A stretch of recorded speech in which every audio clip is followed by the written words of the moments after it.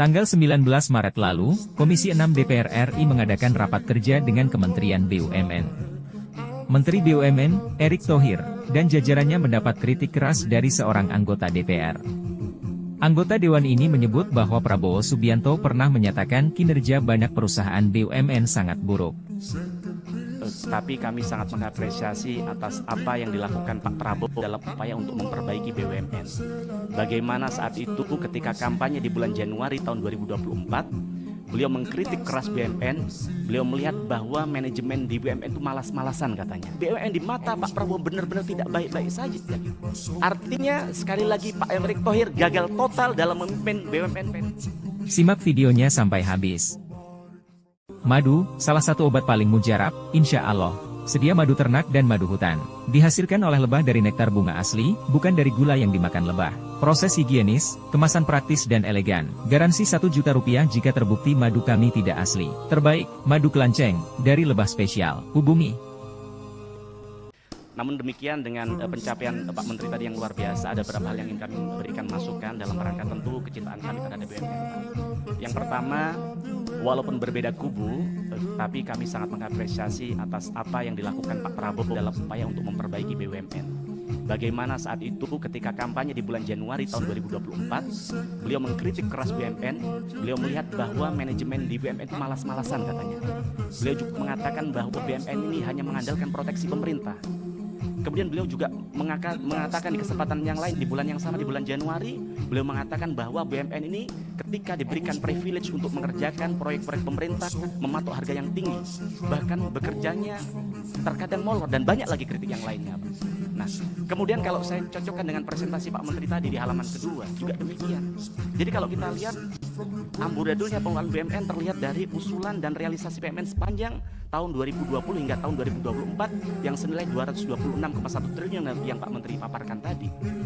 Maka artinya adalah setiap dividen yang diberikan oleh BUMN kepada negara pada kenyataannya akan kembali ke BUMN melalui PMN yang diberikan kepada BUMN begitu. Walaupun kita lihat kenyataannya banyak sekali termasuk karya-karya yang ada di sini ketika sudah diberikan kucuran puluhan triliun dana dari PMN tapi tetap saja kucuran. Begitu juga dengan Garuda Indonesia. Kemudian kalau kita lihat di bulan Maret baru-baru ini, Pak Prabowo juga mengkritik keras BUMN. Saya jadi heran, kenapa Pak Prabowo kembali mengkritik BUMN? Padahal di bulan ini pemilu sudah selesai. Padahal beliau tidak perlu lagi elektabilitas. Padahal beliau tidak perlu lagi mencari suara hati pemilih. Artinya apa? Artinya BUMN di mata Pak Prabowo benar-benar tidak baik-baik saja ya gitu.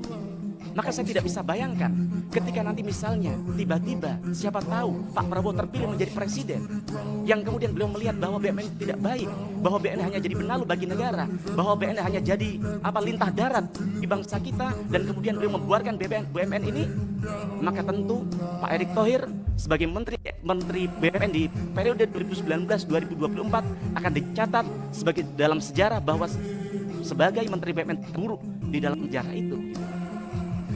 Maka harapan kami ke depan harus diperkin, Pak. Di waktu yang singkat ini, ke depan harus dilakukan kerja-kerja taktis agar kemudian BUMN, mohon maaf kalau sekali lagi meminjam istilahnya Pak Prabowo, Pak Erick Thohir ini omon-omon aja begitu. No action. Jadi hanya kalau katanya anak muda seperti itu tadi. Nah, kemudian yang selanjutnya soal target BUMN dalam Renstra tahun 2022-2024 sudah pasti tidak tercapai.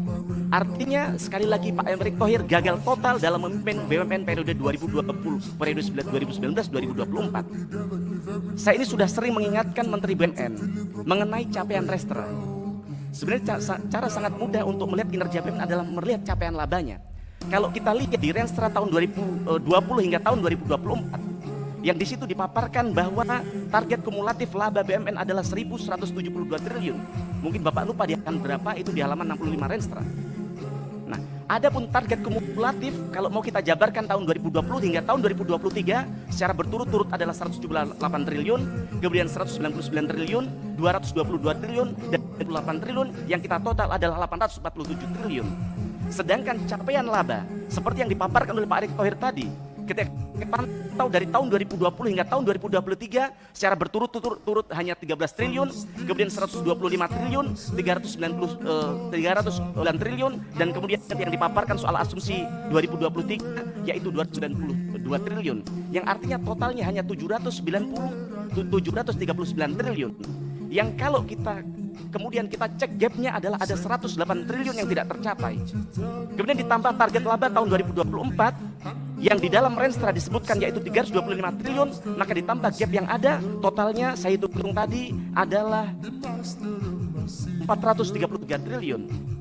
Nah, maka kami tidak habis di akal pikir kami hal ini akan tercapai di periode akhir Bapak. Sekali lagi, hal yang Bapak lakukan selama ini ya seperti yang disampaikan Pak Prabowo tadi, hanya sekedar omong-omong saja. Maka harapan kami ke depan, hal ini perlu untuk kemudian dilakukan langkah-langkah taktis agar kemudian bisa mencapai target-target yang sudah Bapak paparkan di Renstra 2020-2024. Kemudian yang ketiga, soal Formula E. Formula E tahun 2024 tidak dilaksanakan karena kondisi politik yang tidak stabil. Tapi kalau kita lihat MotoGP tetap dilakukan walaupun tren penontonnya terus menurun. Artinya tidak dilakukan Formula E ini hanya soal konsistensi Pilpres saja begitu. Maka harapan kami Pak Menteri, Bapak tahu bahwa penyelenggara Formula E pengganti Jakarta adalah mana Pak Menteri? Yaitu Tokyo dan Shanghai.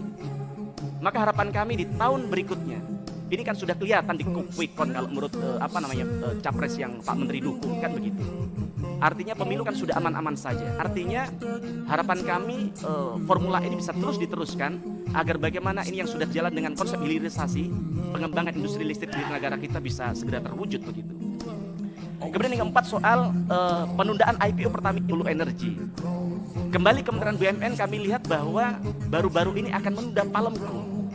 Tidak habis di pikiran kami bahwa 2 tahun yang lalu ketika negara kita mengalami kelangkaan minyak goreng, yang di sisi lain minyak sawit begitu melimpah di negara kita, yang kemudian ada inisiasi dari Kementerian BUMN untuk membuat Palemku agar menjadi industri minyak goreng terbesar di negara kita. Tapi kenyataannya baru-baru ini diumumkan itu akan ditunda. Apakah kita kalah dengan oligarki yang ada di dalam negeri kita, Pak? Yang kemudian ini tidak dilakukan, padahal rakyat sangat berharap banyak sekali atas hal ini.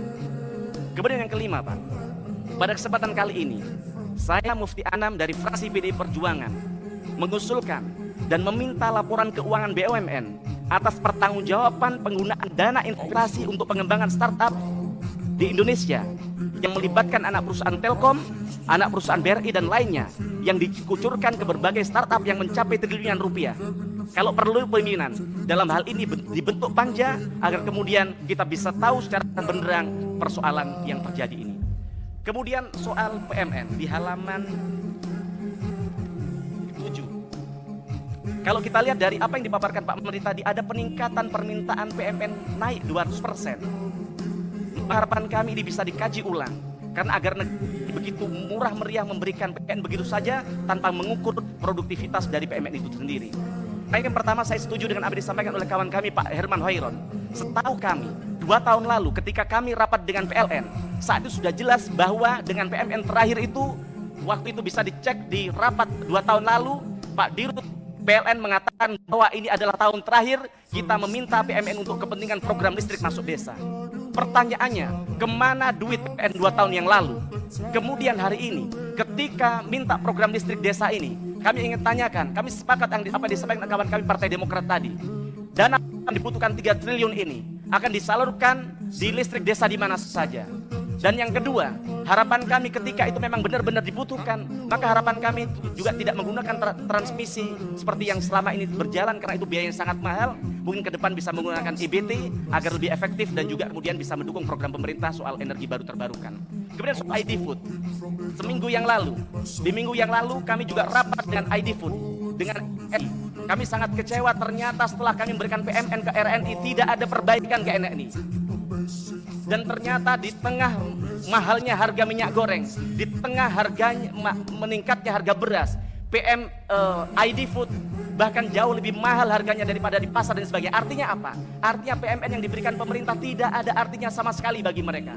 Maka harapan kami, kalau ini tidak jelas peruntukannya, tidak jelas KPI-nya untuk dicoret dari daftar usulan PMN di tahun 2024. Ini agar kemudian kita tahu mana saja BUMN yang sebenarnya hidup hanya bergantung dari PMN, agar kemudian tidak jadi benalu, tidak merusak BUMN yang bagus-bagus yang selama ini telah berjalan. Mungkin itu saja sedikit dari kami, kurang lebih mohon maaf. Assalamualaikum warahmatullahi wabarakatuh. Waalaikumsalam.